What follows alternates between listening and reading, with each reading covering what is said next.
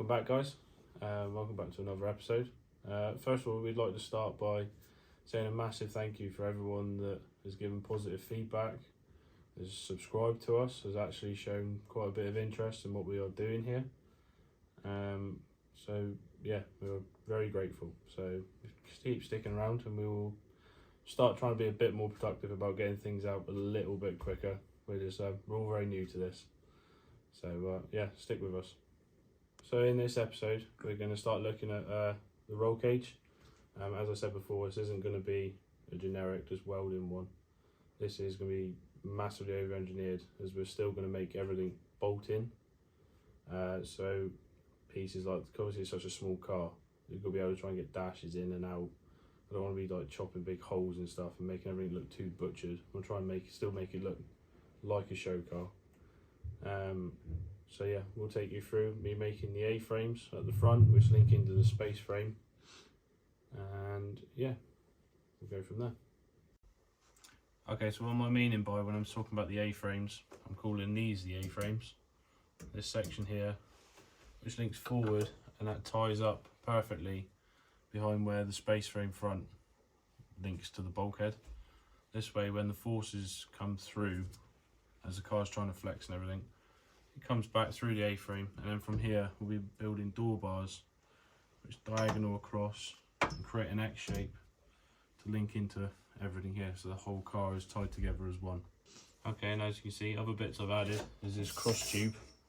So this is also going to be housing my steering rack, my steering column, etc., and as well as a decent bracket off of the pedal box, because at the minute this is only bolted in with a temporary plate.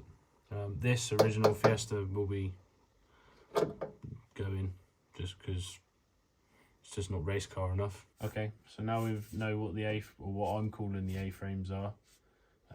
Let's cut to how I made them and how I came up with the ideas and shaping the metal.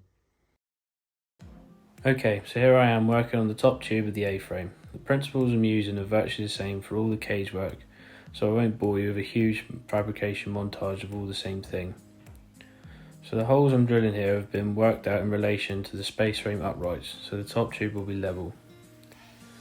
I've then bolted my cage saddles on and reattached my rule, which I've made level in relation to the car to get the correct angle at the cut required at the bulkhead. As you can see, I had a little fun balancing the rule and the level and trying to adjust the clamps. Once I had my angle sorted, I went to my very shed spec pipe rack and cut off a length of tube. In the process of doing this, I've also managed to melt a decent sized hole in the welding curtain in front of me, and then seemed to take what was like an eternity to realise this. Just for everyone's information, the pipe I'm using, or tube I'm using, is 38mm or 1.5 inch CDS tubing. Now with my tube cut to length, I went on to position it in what I believe to be one of the best time saving and effective tools to have when doing any tube work, the pipe notcher. This makes life so easy. I wish I'd had one of these when I was an apprentice, spending hours doing this by hand with a grinder. I set the position of the hole saw to my desired angle, locked it all off and then cut through. Due to the length of the cut, you run out of depth on the hole saw, so this requires sections to be removed using the grinder to create the extra space. Probably not the safest method, but shed life. So from here I've moved into the grinding bay, or the room of doom as I know it, but I can just never seem to be able to keep this place tidy.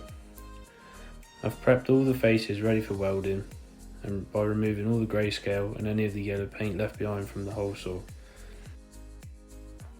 With the grinding done, it's back to the car to position the tube roughly in place to mark up the centre and gauge the angle in relation to the cage upright. Apologies, I've successfully covered most of the shot up my arm, but hey, I'm still learning. With this new angle sorted, I've used my favourite trick of using a cable tie to give myself a straight line around the pipe following the angle. There's no exact science to this method, but with some practice and patience, I've always had good results using this method. Now that the angle and centre are marked, it's just a rinse and repeat on the tube notcher and grinder. Obviously my footage doesn't show the numerous test fits and minor adjustments and fettling it takes to get this 100%.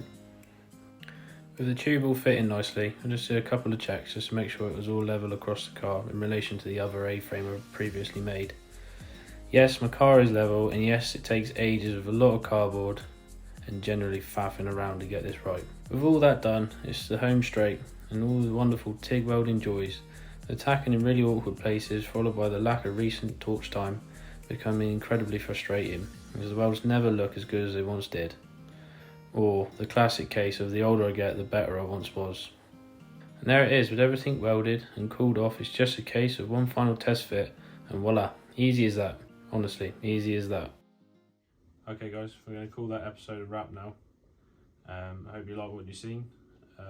Please do comment. Please let us know what you think of the Fiesta. Tell us what you want to see, what kind of things you're finding interesting about the project. Other than that, thanks for watching. Take care and go steady.